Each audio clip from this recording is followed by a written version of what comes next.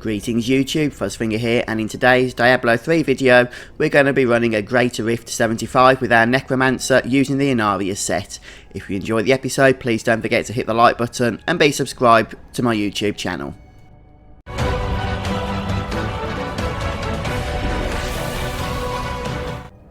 What you're about to watch is actually my very first run through at Greater Rift level 75 with this Necromancer.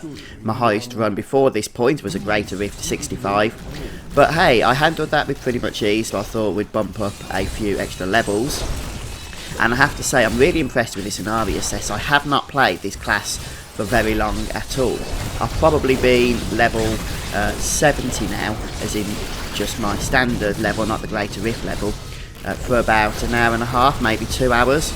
I spent a little bit of time crafting the items for this build, and then I've spent a little bit more time reforging in order to get a couple of ancients, mainly on my weapon, and I think I got one on my helm as well. But this gear has not been optimised by any stretch of the imagination.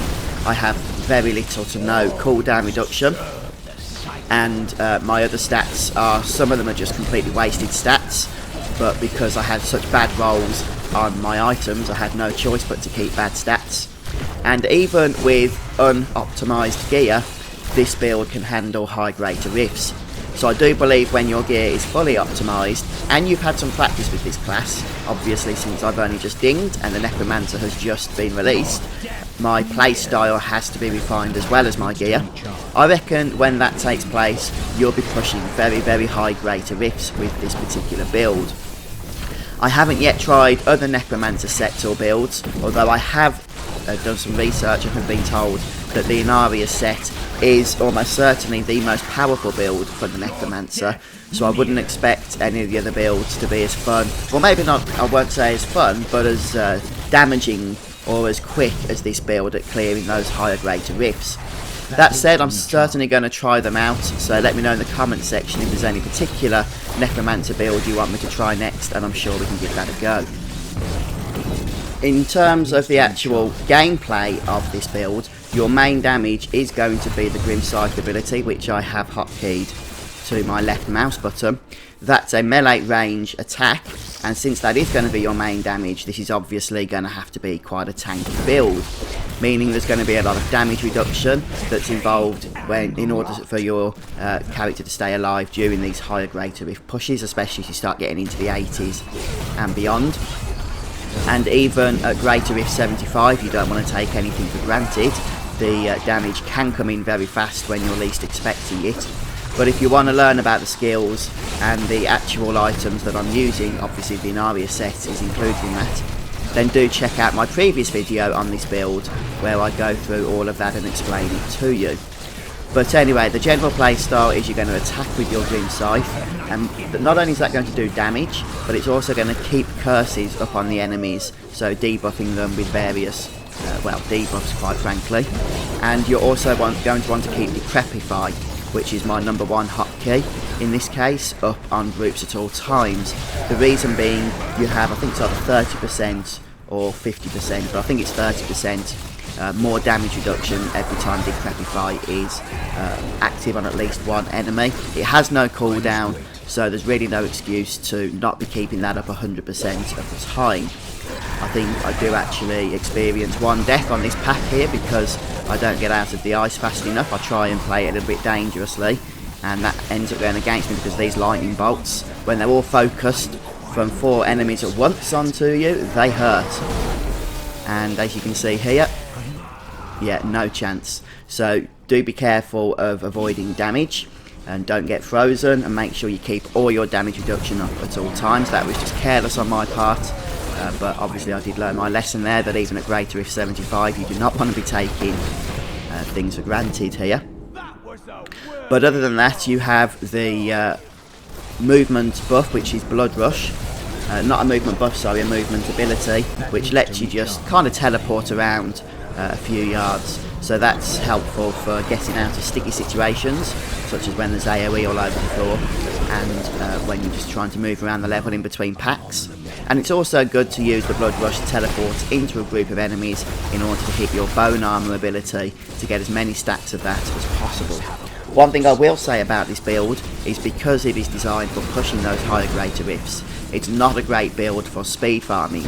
So if you're going for lower greater rifts, lower level rifts, or if you're going for Nephilim rifts or bounties, then this is probably not the build you're going to want to be using. It's way overkill in terms of its tankiness. Sure, you're not going to be taking any damage in those lower areas with this build, but then you're not going to be moving around quick enough to warrant doing those lower level areas with this particular set. So you'll have to look at other sets, and I'm going to research what would be a good speed farming build for the Necromancer. Although whether it has anything that can compete with, say, the Wizard, or with the Demon Hunter, or with the Barbarian's Whirlwind build, I'm not yet sure. I'll certainly look into it though. But as you can see, it is, as I say, a very tanky build, other than that one little blip, which we'll try and forget about, where I had all that lightning focused on me. My health is generally not dropping, even when I'm in the midst of the action and have teleported into a group of enemies. Because this is a new area, I do need to get to Prepify up pretty darn fast for that 30% damage reduction, but also because the cursing generally is just useful. The only other ability that I have, which you probably noticed I haven't actually been using, is the Land of the Dead ability, which is hotkey to my number 4. And what that is a 2-minute cooldown, which does damage, but it also allows you to spam your Corpse Lance ability over and over and over, even if there's no corpses in the area.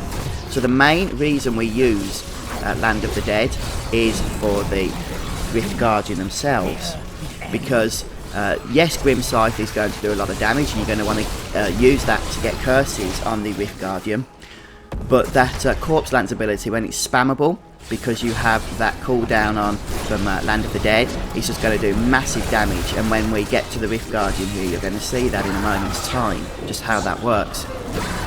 But other than that, I'm not really going to be using Land of the Dead because of its 2-minute cooldown. It's great for single target focus, but with all these packs and that, it's, you know, pretty useless. That said, if throughout the Rift you get into a sticky situation where you have a tough enemy, a tough rare mob or whatnot, then don't be scared to spam that, to activate that and then spam the Corpse Lance ability to get that tough enemy down. Just remember, it does have that cooldown, and you will need it available on the Rift Guardian, especially on the higher level Rift Guardians, when they have literally billions and billions of health that you have to plough through. As you can see, we've got bags of time left, and I really reckon even with an unoptimised setup such as the one I'm using, we could certainly push higher than greater with 75. One of the reasons why I haven't done so yet is I'm still actually trying to just refine the actual playstyle. The thing with the Necromancer is it's a very, very active class to play. And what I mean by that is, there are some builds in the game where you can literally just go into auto mode, you know, put some telly on, and the class will just basically play for you. But with this Necromancer class, you do have to actually keep concentrating, because pretty much every button is going to be used, apart from Land of the Dead, which is only used here in this case. Other than that, you know, you are going to have to actually be pressing everything constantly at the correct moments. So it is an active build to play, which is a lot of fun. But look how fast this Rift Guardian is dropping with that Corpse Lance ability. And I did pick up a channeling pylon, but I don't think that really, you know, made too much of a difference, because we was going to be able to spam that anyway with Land of the Dead. Hello. But there we have it. The Greater Rift level 75 is cleared, so we can go ahead and upgrade our gems here. I didn't empower the Rift because I had no idea what to expect, but obviously I could have done so. And we did have that death, so we didn't get the extra gem upgrade either. Excellent.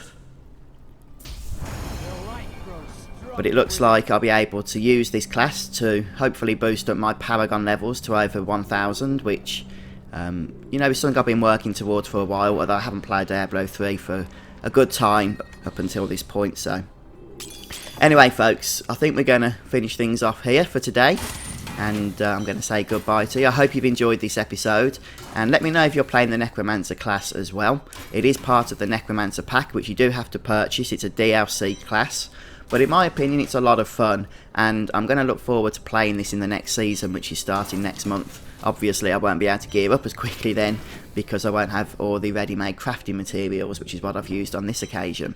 but I'm still looking forward to it, and I know many of you lot are too. Let me know if you're going to be playing in the next season. Maybe we could even team up and perhaps do some greater rifts together. That would be fun, I'm sure. But that's it for me for today, so do go ahead and subscribe to my YouTube channel if you haven't already. And if you like this episode, I'll probably do some more character builds for the Necromancer, maybe even some other classes going forward into the future. But thanks for joining me today. Take care, guys. I'll see you soon.